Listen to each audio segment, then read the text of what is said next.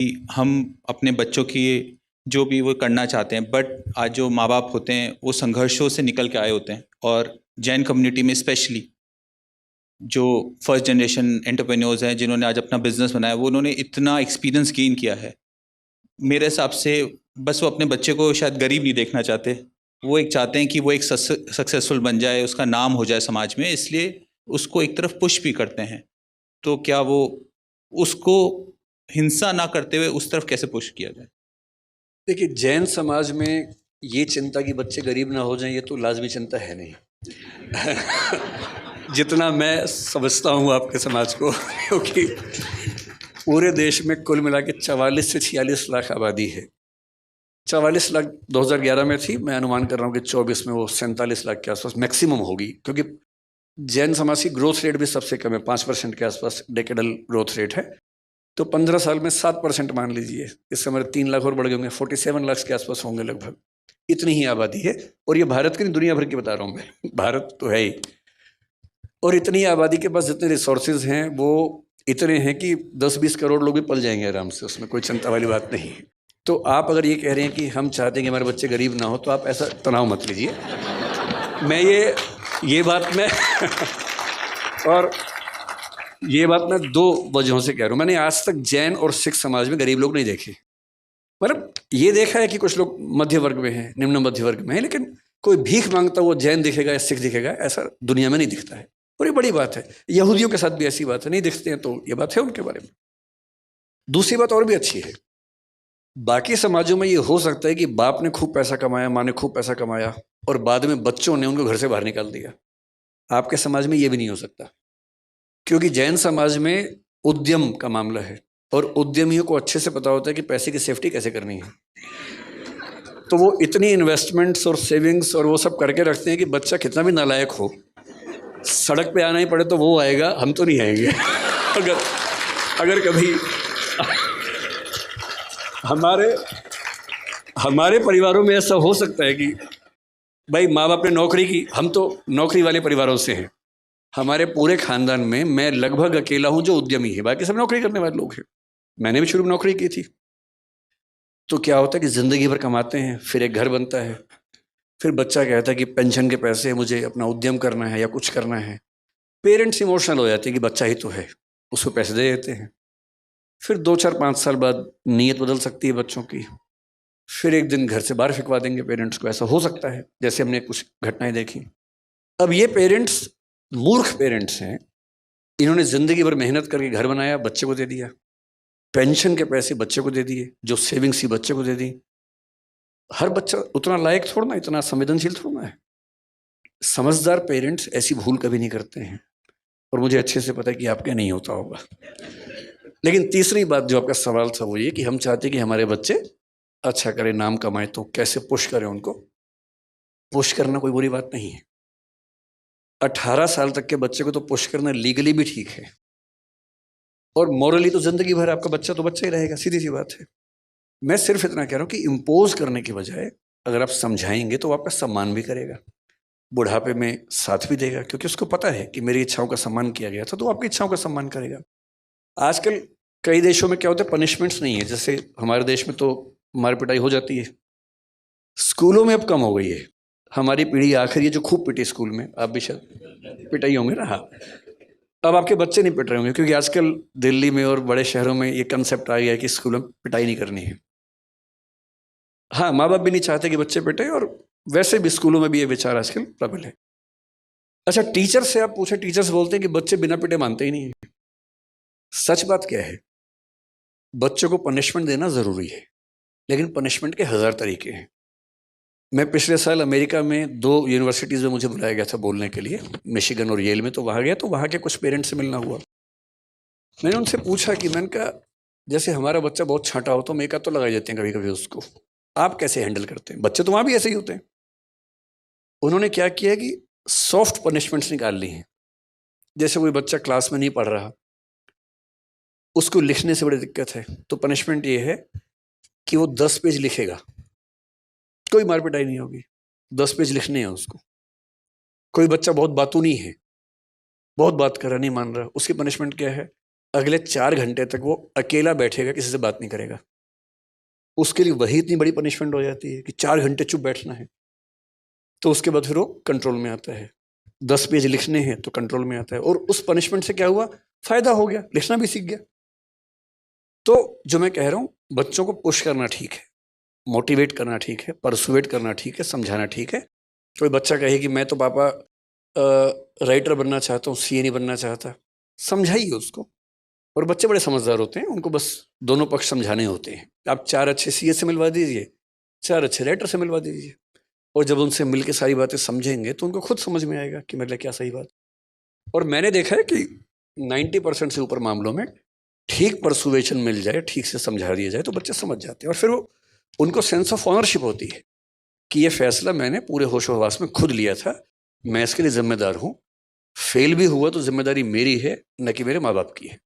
ये sense of ownership बहुत महत्वपूर्ण चीज़ है। सर, सेंस ऑफ ओनरशिप जो आज बात करते हैं, आज के पेरेंट्स, हमारी जनरेशन तो ऐसे रही है कि ऊपर भी पिटी है और अब नीचे भी पिट रही है। तो लेकिन जो आज के पेरेंट्स हैं, पहले का तरीका था कि बच्चे को हमेशा कड़ाई में रखो, बट आज के पेरेंट्स का ये हो गया कि जो हमें नहीं मिला वो हमारे बच्चों को मिलना चाहिए। और बच्चों को सब कुछ मिलता है जो उनके विकास के लिए ज़रूरी है, बट इतना कुछ मिल जाता है वो डिस्ट्रैक्ट हो जाते हैं। वो एक उस पर उनको उस चीज़ का नहीं मिलता कि मेरे को ये सब कुछ मिल रहा है, और वो फोकस कैसे बच्चों के लिए। क्योंकि एक कवि है जिसने, मैं उसकी कुछ पंक्तियाँ यहाँ पे बोलना चाहूँगा। लोहा जितना तपता है उतनी ही ताकत भरता है, सोने को जितनी आग लगे वो उतना प्रखर निकलता है, सूरज जैसा बनना है तो सूरज जैसा जलना होगा, नदियों सा आदर पाना है तो पर्वत छोड़ निकलना होगा। तो बच्चों को कि सब कुछ मिल रहा है तो कैसे एक डायरेक्शन के लिए आगे जाएं? मतलब 3 बातें इसमें हैं। पहली बात यह कि आपने स्ट्रगल किया, हमने स्ट्रगल किया, हम चाहते हैं कि हमारे बच्चों को स्ट्रगल ना करना पड़े। बहुत जेन्युइन सी फीलिंग है। ये केवल मनुष्यों में नहीं, हर प्राणी में फीलिंग है कि उनके बच्चों को संघर्ष ना करना पड़े। तो हम भी ऐसा चाहते हैं, हर कोई चाहता है। लेकिन होता क्या है कि जो हमारा थॉट पैटर्न है, रियलिटी उसके ठीक विपरीत है। जैसे आप हैं, मैं हूं, और बहुत लोग हैं जिन्होंने बहुत स्ट्रगल करके अचीवमेंट्स हासिल की। जब वो अपने बच्चों को सुविधाएं देते हैं, उनका लॉजिक क्या होता है कि बेटा हम तो लाइट भी नहीं आती थी, टेबल लैंप जलाते थे। टेबल क्या, वो जो डिबरी वाला होता था, ऑयल वाला जो लैंप होता था, लालटेन जलाते थे, उससे पढ़ते थे। तुम्हें तो एसी, पंखा, कूलर सब कुछ मिला हुआ है, इतने बढ़िया लाइट्स मिली हुई हैं, लाइट भी नहीं जाती है, जनरेटर भी लगा हुआ है। बेटा एक तो हमारे पुरानी पीढ़ी में सब पेरेंट्स का स्कूल नदी के उस पार ही था। हमारा स्कूल तो नदी के उस पार था। मैं परेशान हूँ कि सारे स्कूल नदी के उस पार थे, तो लोग इस पार क्यों रहते थे? उसी पार रह लेते। पर सभी के पिताजी नदी के उस पार पढ़ते थे, और नदी पे पुल भी नहीं होता था। नदी पैदल पार करते थे, 10 मील दूर चल के जाते थे, फिर स्कूल में स्ट्रगल होती थी। ये हम सब ने सुना है। लेकिन उनके बच्चों को सुविधाएं बेहतर मिली, हमारे बच्चों को और मिल रही हैं। लेकिन जो सही लॉजिक है वो क्या है? कोई व्यक्ति इतना महान इसलिए बना, इतना अच्छा इसलिए बना कि उसने स्ट्रगल की थी। क्योंकि स्ट्रगल करने से उसके अंदर जो स्मार्टनेस आती है, उसके बिना आ ही नहीं सकता। थॉमस एडिसन को स्कूल के लोगों ने कहा कि ये पागल बच्चा है, हम नहीं झेल पाएंगे इसको, स्कूल से निकाल दिया उसको।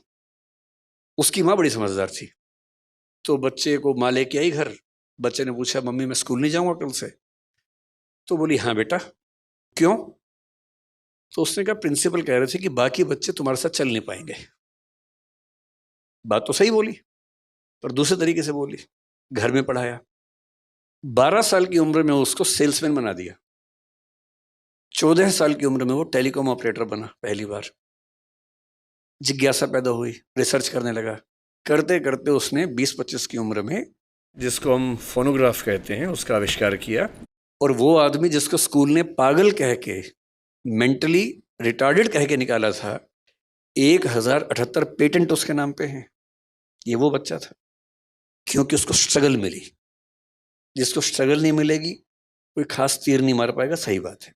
इसलिए अगर आप चाहेंगे आपके बच्चों को सारी सुविधाएं मिले, तो एवरेज लोग बनेंगे, बहुत खतरनाक किस्म के लोग बनेंगे, इस पर के चांसेस कम है। तो तरीका ये है कि सुविधाएं दें, थोड़ा सा लिमिट करें और कोशिश करें कि किसी एक मामले में फायर उनके अंदर पैदा हो। किसी एक मामले में उनको 10 ऑप्शन दीजिए कि भाई तुम्हें खेलना है तो 4 दिन ये खेल खेल के देखो, क्रिकेट खेल के देखो, फुटबॉल खेल के देखो। जिस खेल में उनका एप्टीट्यूड ठीक से काम करे, उनका मन भी लग जाए, उसमें आगे बढ़ाइए। जिस दिन आपके बच्चे को कोई फील्ड मिलेगी जहां उसका मन कर जाएगा, फिर ये चीज बीच में नहीं आएगी कि सुविधाएं हैं तो बच्चे आगे नहीं बढ़ रहे, फिर बढ़ेंगे। उनको इंटरेस्ट वैसा डेवलप होना चाहिए। तो आपके और मेरे लिए सलाह ये है, क्योंकि हमारे बच्चे उस स्थिति में हैं कि संघर्ष वैसे तो नहीं मिलेगा उनको, तो थोड़े और संघर्ष, थोड़ा हॉस्टल लाइफ जब मिलेगी, बाहर जाएंगे, 50 लोगों से मिलना जुलना होगा, वो होगा। एक ऐसी फील्ड चुनवा दीजिए जो उनके इंटरेस्ट की हो और उसमें उनका मन करे कि मैं कमाल कर दूं, तो फिर आप पाएंगे वो सारे सिम्टम्स दिखेंगे जो हमें अभी नहीं दिख रहे। एक इसमें आखिरी छोटी सी बात मैं आप सबसे रिक्वेस्ट करूंगा। देखिए, मेरा एक बेटा है, एक बिटिया है, जो मतलब हमारे भाई साहब की बेटी है, हमारे साथ रहती है। दोनों बच्चे 17 साल के भी हैं, 18 के होने वाले हैं। एकदम सामान्य बच्चे हैं, पढ़ने में भी सामान्य हैं, हर चीज में सामान्य हैं। ज्यादा स्ट्रेस लेना नहीं है, साधारणता को एंजॉय करना है। हर बच्चा महान नहीं बन सकता। और एक बात और ध्यान रखनी है, जब तक स्पार्क ना हो आप कुछ बड़ा नहीं कर सकते। और स्पार्क हर व्यक्ति के जीवन में अलग अलग टाइम पे आता है। विवेकानंद जब तक रामकृष्ण परमहंस से नहीं मिले थे, वो स्पार्क नहीं आया था। वहां जाके स्पार्क आया, तब वो महान बने। महावीर स्वामी 30 की उम्र में घर से निकले और उसके बाद 12 साल तपस्या की उन्होंने। भगवान बुद्ध 28 की उम्र में घर से निकले। आप पाएंगे जितने महान लोग हैं, लगभग 28 से 35 के बीच की एज में वो महानता के पहले बिंदु पर पहुंचते हैं। और हम 13 साल में, 14 साल में उम्मीद करें कि बच्चा कमाल कर दे। उस स्पार्क का वेट कीजिए, चिंगारी कभी तो लगेगी। वो चिंगारी जब लगेगी कमाल हो जाएगा, आप चिंता मत कीजिए। चिंगारी का इंतजार कीजिए, चिंगारी का माहौल बनाइए, घास फूस इकट्ठा करते रहिए ताकि चिंगारी आए तो आग लग जाए। बस हमारा उतना ही काम है। आपने थॉमस एडिसन का कहा कि वो सेल्समैन बना। सेल्समैन तो आप भी बने थे, आपने कैलकुलेटर बेचे। तो जब जिंदगी का आपका वो पड़ाव आया, जब आप डाउन एंड डस्टेड थे, तो वहाँ से कैसे उठे? मैं 16.5 की उम्र में DU में पढ़ने आया था और घर में कुछ ऐसी दुर्घटनाएं हुई कि मुझे 17.25 साल की उम्र से नौकरी करनी शुरू करनी पड़ी। जैन समाज में शायद ये सामान्य बात है, 15-16 साल में बच्चा गले पे बैठ ही जाता है आपके समाज में। मैंने सुना है कि ऐसी ट्रेनिंग होती है और ये ट्रेनिंग का बड़ा अच्छा तरीका है। क्योंकि जब मैंने पहली बार एक जैन को ये बात बताई, बोला हमारे तो होता ही है, इसमें क्या खास बात है। तो मैंने कहा हमारे नहीं होता भाई, हमारे लिए तो ये अलग बात थी। तो मैंने करीब 17 साल की उम्र में सेल्समैन की नौकरी की, कैलकुलेटर्स बेचता था उन दिनों। अच्छा टाइम था, खूब दुत्कारा जाता था। आप किसी को बेचने जा रहे हैं, वो खरीदने के मूड में नहीं है, आपका टारगेट है नौकरी बचाने के लिए, आप पूरी ताकत लगाएंगे, खरीद ही लो भाई। वो नहीं खरीद रहा है, खराब से बोल भी देगा, गालियाँ भी सुनेंगे ही आप, पर उसके बिना मज़ा भी तो नहीं ज़िंदगी में, थोड़ा वो झेलना ज़रूरी है। तो मैं बहुत खुश इस बात से। मेरे पेरेंट्स दुखी रहे लंबे समय तक कि जो तुम्हारा करियर बनने का समय था, हमने तुम्हें उस समय स्ट्रगल में डाल दिया। अब तो मेरी माँ नहीं है, 6 साल पहले उनका देहांत हो गया। पर मैंने उनसे हमेशा ये बात कही कि आपको अंदाज़ा नहीं है कि आपने क्या किया मेरे लिए। अगर आप भी मुझे सारी सुविधाएं देते तो मैं भी एक सामान्य जीवन जी रहा होता। स्ट्रगल्स दी तो उससे चीज़ें बहुत बेहतर हो गई। तो मैं तो बहुत शुक्रगुजार हूँ अपने पेरेंट्स का कि स्ट्रगल्स दी उन्होंने। हो सके तो थोड़ा ही बहुत हम भी दें स्ट्रगल्स, और उससे अच्छा रहता है। आपने माँ का अपना नाम लिया। मेरा एक क्वेश्चन अब नेक्स्ट इमोशंस को लेके है, और स्वतः यहाँ पे बहुत जेंट्स बैठे हैं, उनके लेके है। लेडीज़ फिर भी अपना इमोशंस कहीं ना कहीं निकाल देती है, बट हम जेंट्स एक उम्र के आने के बाद अपना इमोशंस दिखा नहीं पाते। हमें हमेशा बचपन से सिखाया जाता है कि अपने इमोशंस कुछ भी हो आपको छुपा के चलने हैं लाइफ में। इसके बारे में आप क्या बोलना चाहें? लगभग पूरी दुनिया में ऐसा है, कुछ समाजों को छोड़कर। कुछ समाज ऐसे हैं जहां पुरुष खूब रोते हैं, उनका रोना अच्छी बात मानी जाती है, कोई दिक्कत ही नहीं है। महिलाएं रो रही हैं, पुरुष भी रो रहे हैं साथ साथ, कोई दिक्कत ही नहीं है उनको। आपको हंसी आ रही है क्योंकि आप इस समाज से हैं, उनको हंसी भी नहीं आती इस बात पे, क्योंकि उनके समाज में नॉर्मल बात है। कुछ ट्राइबल सोसाइटीज़ हैं ऐसी जो सो कॉल्ड सिविलाइज सोसाइटीज़ है, जैसे हम सभ्य समाज हैं। ये सभ्य समाज दरअसल मूर्ख समाज है। ये अपनी बेसिक टेंडेंसी से बहुत दूर निकल गए हैं और बोलते हैं कि हम सभ्य हैं। बहुत सारी ट्राइबल सोसाइटीज हमसे बहुत एडवांस्ड हैं कई मामलों में। तो सभ्य समाज में अगर बहुत पीछे जाएं तो जब सभ्यता शुरू हो रही थी, खतरे बहुत ज़्यादा थे आसपास। अब जब खतरे बहुत ज़्यादा हों, लोग शिकार करते थे। बहुत कम समाजों के पास ये सुविधा थी कि वो कंद मूल खा के जिंदा रह सकें। भारत एक ऐसा अच्छा उदाहरण है। अच्छा, जैन समाज आप देखेंगे, जैन समाज मुख्य रूप से भारत में ही है, पश्चिमी देशों में नहीं है, क्योंकि उतनी सर्दी में आप केवल शाकाहार और दिगंबर परंपरा के साथ नहीं रह सकते, तो इसलिए जैन समाज आपको वहाँ नहीं दिखता है। रेतीले देशों में, मिडिल ईस्ट में जैन समाज नहीं है, क्योंकि वहाँ शाकाहार से काम नहीं चलता है। तो शाकाहारी समाज जिसकी जिद है कि हम शुद्ध शाकाहारी, जो आलू तक नहीं खाएंगे, जो अभी कई चीज़ों की बात चल रही थी हमारी कि हम अदरक भी नहीं खाएंगे, हम हल्दी भी, जो हरी हल्दी नहीं खाते हैं, हम शक्कर जो और जिमीकंद वो नहीं खाएंगे। हम इस लेवल तक जब शाकाहार को लेकर चलेंगे तो सीधी सी बात है, आप उसी देश में रह पाएंगे जहाँ सारी ऋतुएं होंगी और अच्छी खेती होगी। वो दुनिया में बहुत कम देशों में होता था। ग्रीनलैंड में जैन समाज नहीं चल सकता, सीधी सी बात है, क्योंकि वहाँ संभव नहीं है सब चीज़ें।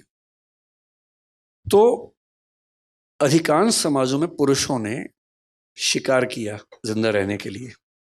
महिलाएं गर्भवती होती थी, उस समय तो कॉन्ट्रासेप्टिव्स भी नहीं थे, बार बार गर्भ होता था। 13-14 की उम्र से 35, 36, 38 की उम्र तक लगातार एक बच्चा हुआ, फिर दूसरा हुआ, क्योंकि 20 होंगे तो 2 बचेंगे, 18 मर जाएंगे। तो महिलाएं लगातार माँ बन रही हैं और बच्चे पाल रही हैं। पुरुष की जिम्मेदारी है कि बाहर जाके कुछ लाना है खाने को, शिकार करना है।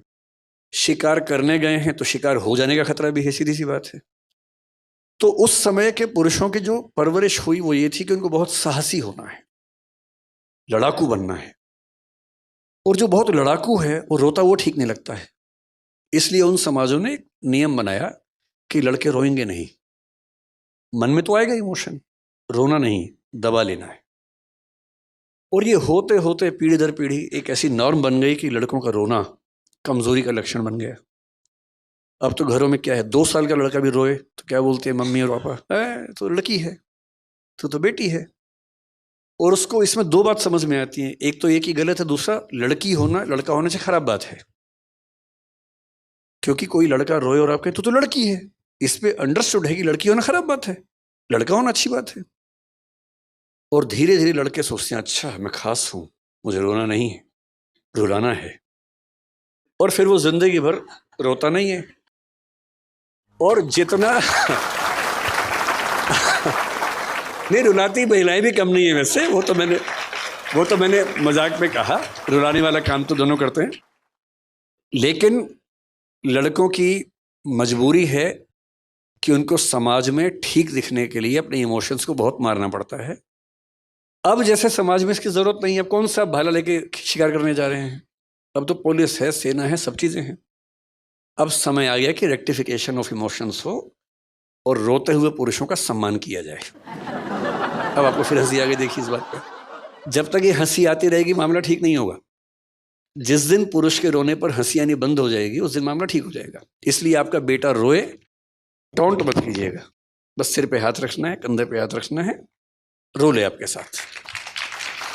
और हो सके तो साथ में खुद भी रो लेना है, 2 आंसू निकाल देने हैं। बेशक अकेले में ले जाओ उसको, दोनों बाप बेटा रोए साथ साथ, रो लीजिए। मैं वो गारंटी से कह रहा हूँ, जितना हल्का उस दिन महसूस करेंगे उतना कभी नहीं करेंगे।